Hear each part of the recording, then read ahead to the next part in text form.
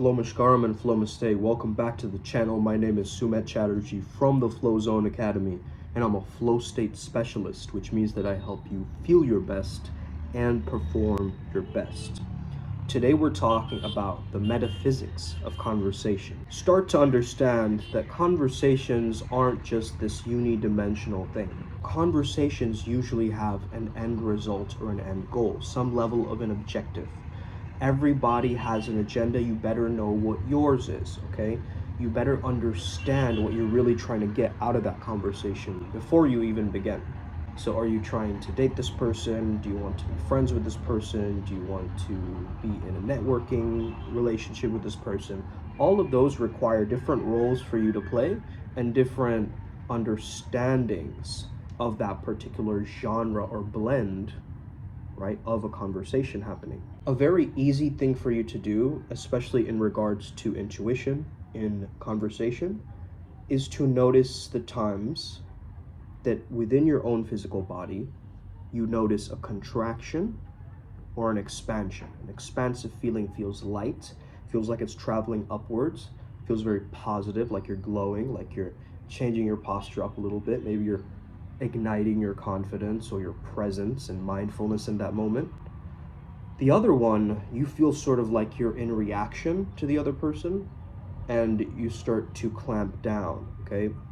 You'll start to notice that this is when you are getting mostly triggered in an interaction, or you feel that someone is disrespecting you or they're ignoring you, or it could be that you just made an assumption, made a storyline about that person, and that's working in the background of your subconscious, kind of preventing that interaction of flowing accordingly, okay? Now, one thing to notice is that if you want that chemistry, okay, that would be a walking pheromone bottle if that's your ultimate aim, you have to learn how to feel good in your own body, okay? Feel confident, feel sexy, feel alive. And with that, you also have got to learn to love the moment, perceive the beauty in the moment, learn the love of the moment, because this is really what is going to help you with that expansive energy. Okay, I've noticed this in a lot of interactions that I've had that, well, I used to call this technique the vibe avalanche. So it's like you say something, you laugh a bit, she says something, she laughs even greater than that, you start laughing even louder, and it starts to create a ripple effect, right? A crescendo, where maybe you even see other people turning around and laughing, or, you know, noticing that effervescence, right? That kind of glow of social halo or social conversation happening. Oftentimes we can get into a flow state with someone and we create these social vortexes. What I mean by that is it's almost like a force field with you and this other person, okay?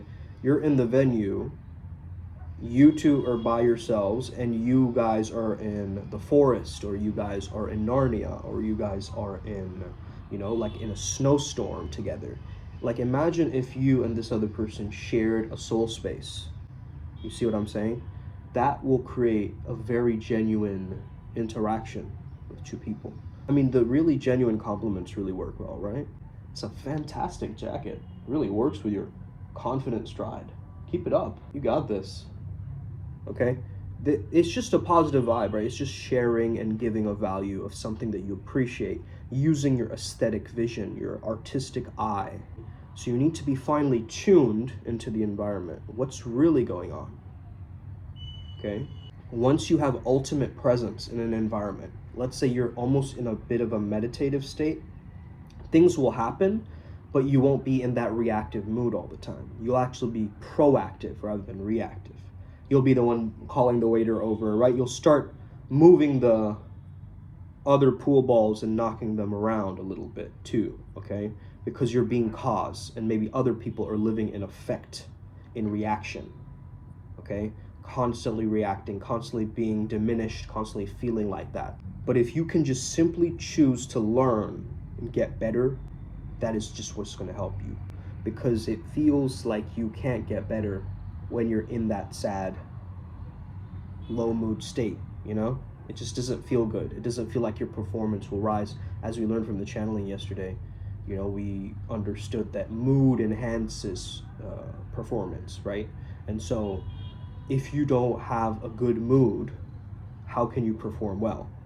Okay, you have to learn to love that thing rather than have discipline for that thing, because if you love that thing, you all automatically have the discipline to do it or follow through with it. Okay, it's like if I love writing, I'm gonna write. It's like I'm not gonna feel resistance to writing.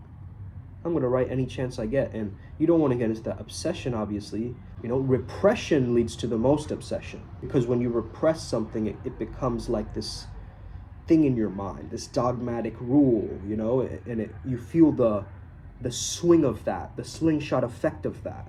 Sometimes two people's chemistry isn't working out because two people cannot see each other's value. They're making assumptions about a person's value, or they'll project onto them even before the interaction has happened. It's like people are shooting themselves in their own foot before the interaction has even happened. You see, they're in their heads living this reality of this imaginative experience before even saying hi or hello, or even just, giving them a salute or eye contact or something, like some level of a communication, right? Communication doesn't always have to be with words. It can be through nonverbals. There's a spiritual connection sometimes in people where you just lock eyes with them and you're thinking, whoa, that person kind of really seemed like they were somebody, I don't know who they were, but face seems recognizable, or something about them, right? Those interactions when you're getting that expansive feeling, you're probably in good company. When you notice you're getting that contractive feeling, you're probably in bad company, okay? So this is how we measure the constructive and destructive waves, okay? Going into the science of good vibes, I had a video on that if you want to check that out. So sometimes it's not even your certainty or your confidence or your looks or any of that. It is literally that this other person has a misconception about you. And so sometimes the art of the metaphysical conversation is almost the understanding of where are they split in their own minds, okay? Where are they split? What do I mean by that? Are they trying to, what is their inner battle like as they're communicating with you?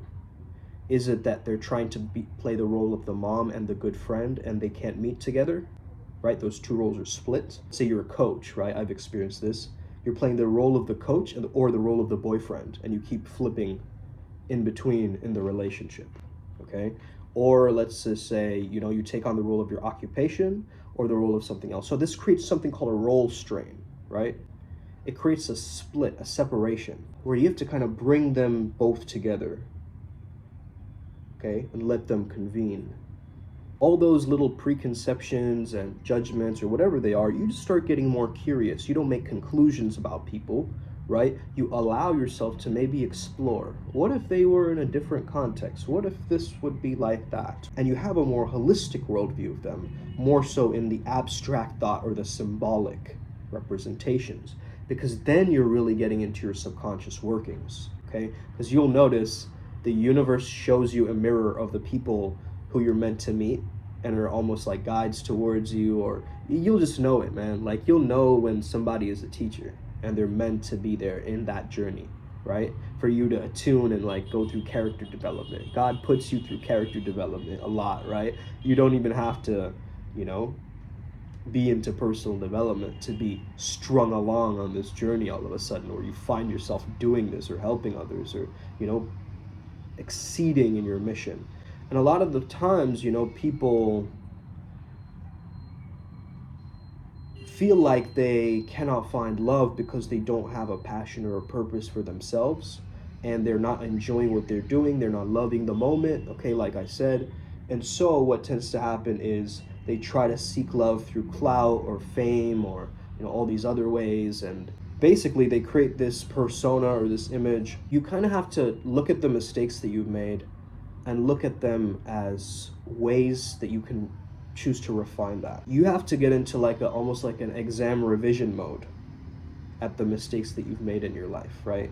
You got to revise through them and be like, is this the final edit in my subconscious mind? I don't think it's the final edit, man.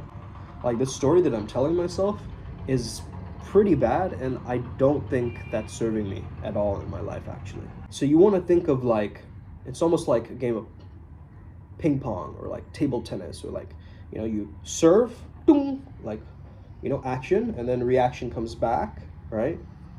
If it's positive, or it could be a negative response, okay, then either you choose to respond in a negative or a positive way, right? Their negative energy is slowly going to overtake your positive energy, because negative energy is actually more powerful than positive energy through the science of positive psychology. We've seen this. So when a person is being negative, you just work on remaining neutral. Don't try to exert more positive energy on top of their negativity. What you can do is slightly get them to laugh, or to take it easier on themselves, or uncross their arms, or things like this, that lets the energy flow again. A lot of the times people, even in their physical bodies, you'll notice they hold the tension, right? Maybe they have their shoulders up like this or something like that. If you're with your partner, you can gently just like rub them on the shoulder, and you'll notice it kind of calming down a little bit, right? So once you have observation skills and awareness of the environment, like that social acuity, you can really start to stack that. So an interaction goes throughout many different phases. The first is just some kind of an opener, something that you say to start the conversation off. It could be pretty much anything. Usually it's nice to start off with your name. Some people say that you have to, say the name a little bit later, because then it's like telegraphing too much interest, or whatever you want to call that, right? I think the best approaches are the most spontaneous, in the moment, genuine ones, okay? Where they don't have some strange, the only time I would use a script in any way is just to, like I said in the previous video, is to just kind of weave the conversation. And if you understand the Jordan Belfort model of the straight line system of sales, right? You understand in a conversation, it might be like that too, because sometimes the masculine is able to hold very logical conversations and not go into that emotional realm a lot of the times, or the creative realm, or the abstract realm.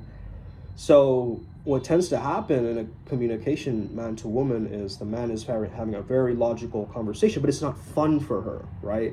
And so the woman just wants to have fun and just kind of be in her radiance, and talk about all these things, and laugh and smile and get sad a little bit, but also annoyed and gossip and it's like that energy of like a tornado, right? We have to kind of hold our groundedness in that moment. If we start going like blah blah blah blah blah, it's like two, kind of elves will just start dancing. You've seen girls in a pack. They're like, they're all yelling around each other. You're like, why are you guys yelling? It's like that energy is too much, right? You need a grounded energy to kind of contain that Shakti at times. You know what I mean? But if you have a distrust of your own masculine as a woman, you're not going to be able to maintain that. You're going to be drifted off into Shakti, okay?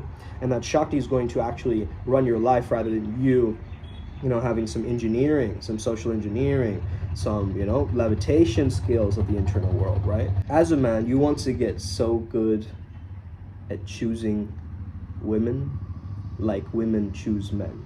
Like, it's got to feel that easy, okay?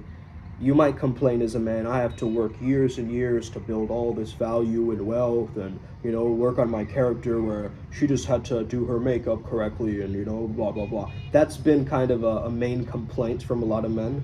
Once you understand the genetics of this, it will start to make more sense. If you can bring it back down to survival, replication, the basic understanding, male and female communication through the lens of that, you'll understand all the social media stuff. You'll understand why relationships don't function in the modern age. You'll understand a lot of these things, man, because you will understand that the thought form, the human collective thought form, is changing over the years. A lot of people, you'll notice, are starting to get married. Like a lot of your friends are, okay? Now, we want to understand that that is from a genuine place and not from a place of fear, okay? Because maybe you just want to get shacked up, so you kind of use it as a safety net. I don't think that's a wise decision, because you want to be your own safety net, okay? If you rely so much and depend so much on this other person, it's like you've given away your power, in a sense, right? Your sovereignty, your power of choice and decision making. What happens a lot of times is just like, and it's sad, man. It's really sad with the arranged marriage thing here in India. A lot of people, they don't really find that spark, or they don't know how to communicate with each other, or they don't have that polarity, or they can't really create that sexual, chemistry with each other, and they lack communication skills, and especially metaphysical communication skills, like the unconscious communication that's happening in the background. You get me? The characters that you pick along the conversational style is going to be very, very key, okay? Because one style might work with somebody else, but I like to be versatile in my communication, so I don't want to like go too very serious or too playful. Then you miss out on that riz or that charisma, right? Because charisma is the sweet spot between serious and playful. So if you go too serious or too playful, you'll be kind of split off, okay? That's my little rant for you today, okay? Getting prepped for Costa Rica. Get the online tickets. I hope you're having an incredible day today. May the flow be with you and stay legendary. Let's get it to the upward spiral again.